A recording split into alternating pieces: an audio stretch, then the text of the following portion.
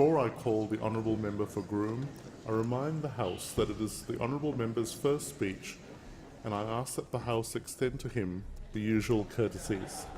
I call the Honourable Member for Groom. Thank you, Mr Deputy Speaker, and can I congratulate you on your role in this, the 45th Parliament. Today I rise as a very humbled and proud member of the Australian Parliament, especially humbled to be the new member for Groom. At the outset, I thank sincerely the people of Groom who have done me the great honour of representing them here in the federal parliament.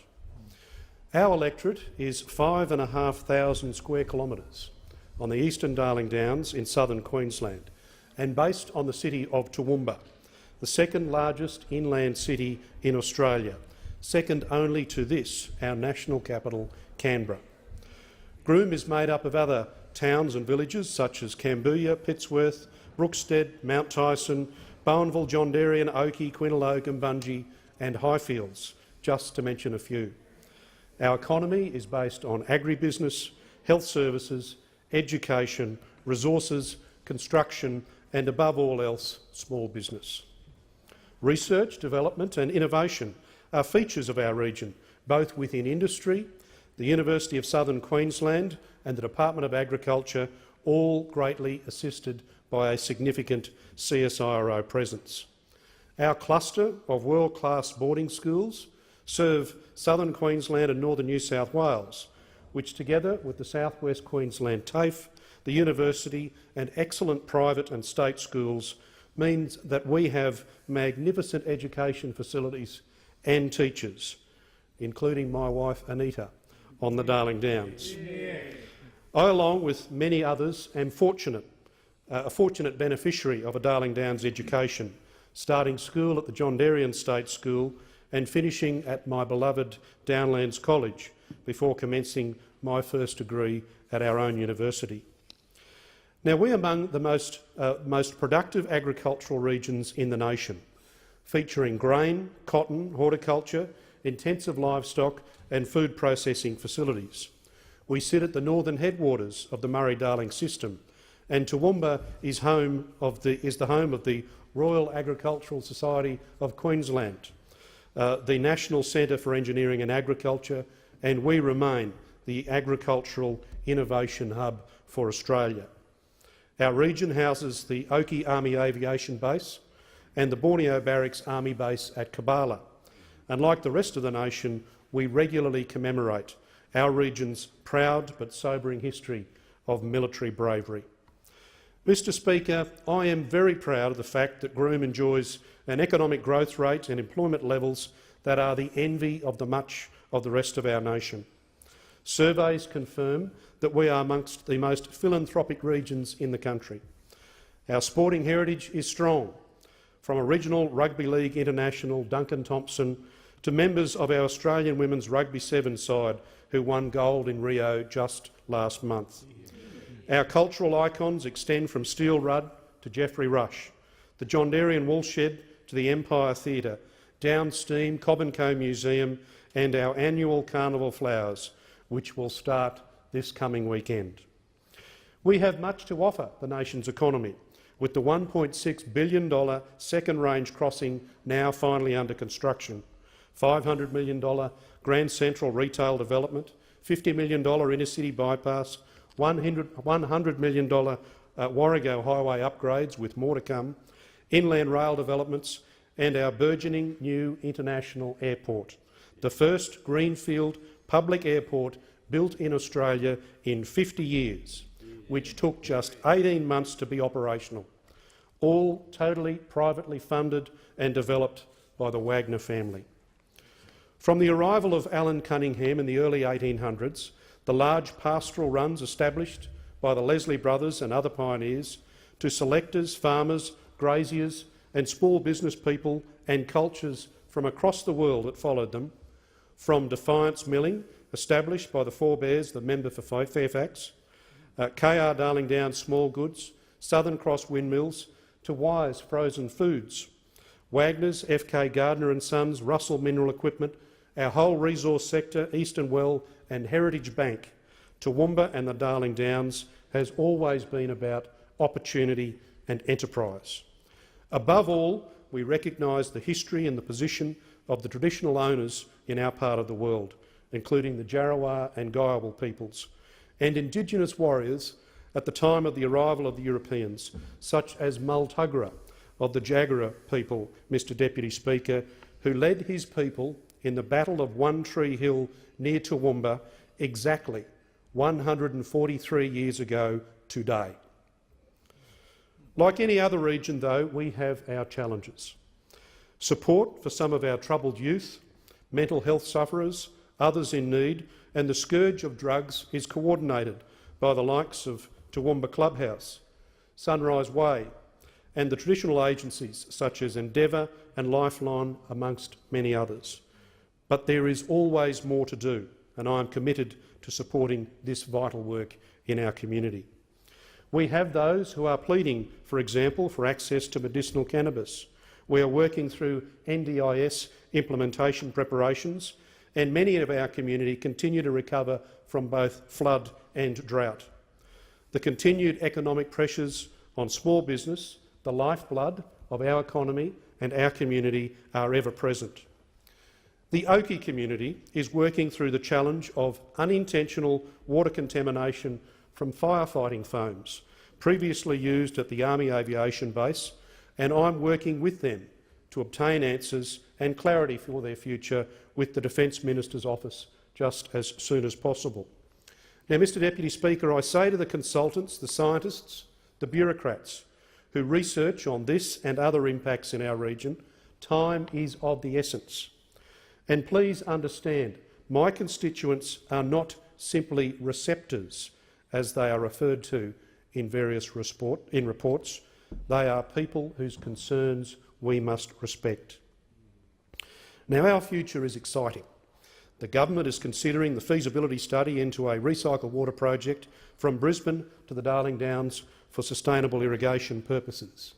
FK Gardner and Sons have plans for a data hub facility that is attracting worldwide attention. Despite downturns, the resource sector still plays an important part in our local economy. Fantastic export opportunities are being facilitated by the national and international road, rail and air logistics hub that our region is becoming, and we have much more to do to bring this fully to fruition.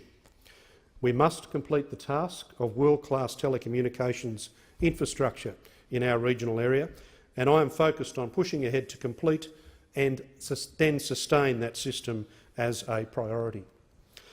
Ultimately, I am committed to see the benefits of this exciting future filter down through our whole community and our whole economy.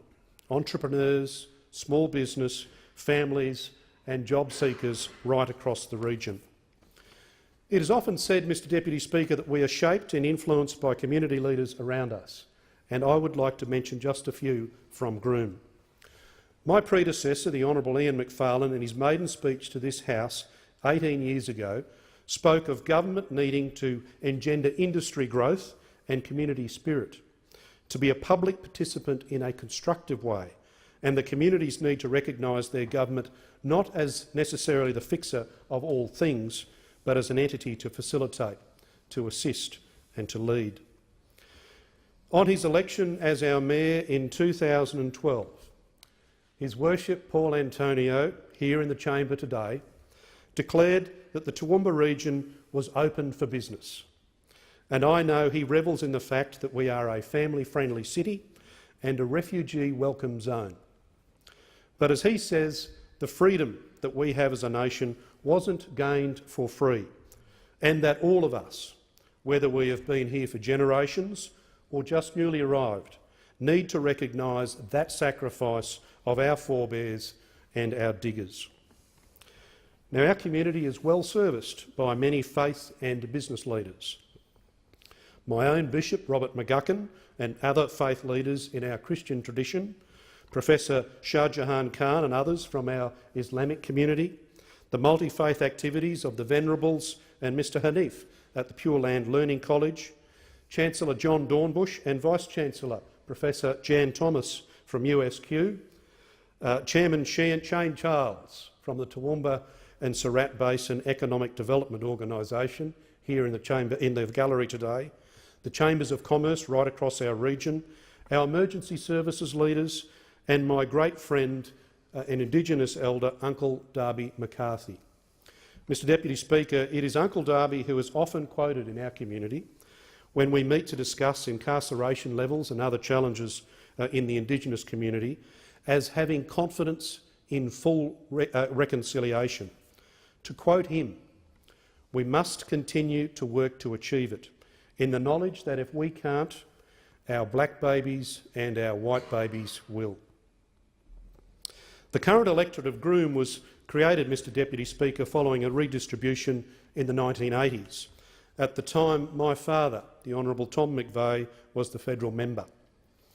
Whilst I commenced my federal role here almost 30 years after Dad retired, I did observe firsthand his approach to public life.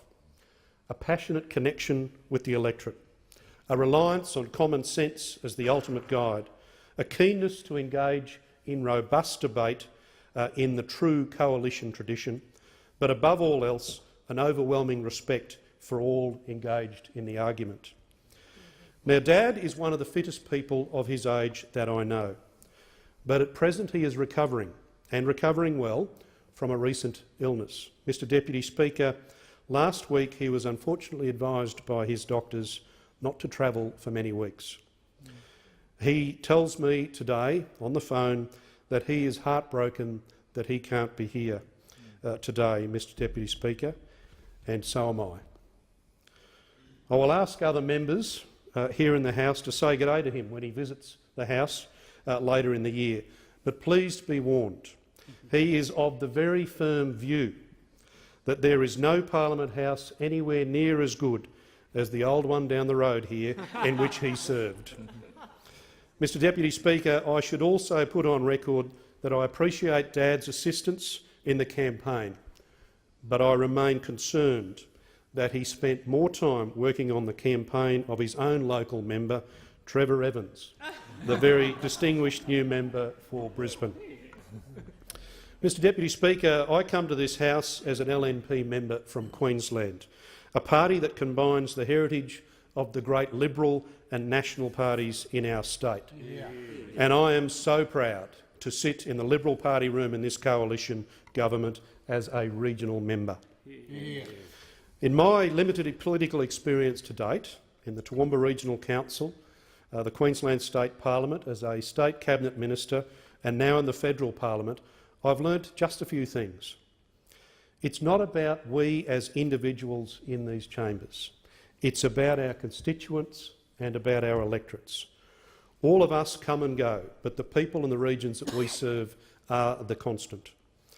Together we debate, form, implement and critique policy as a government and as a parliament, but the most meaningful, rewarding and effective work that we do is often back in our electorates, one-on-one with our individual constituents in ways that will inevitably remain private forever to them and us.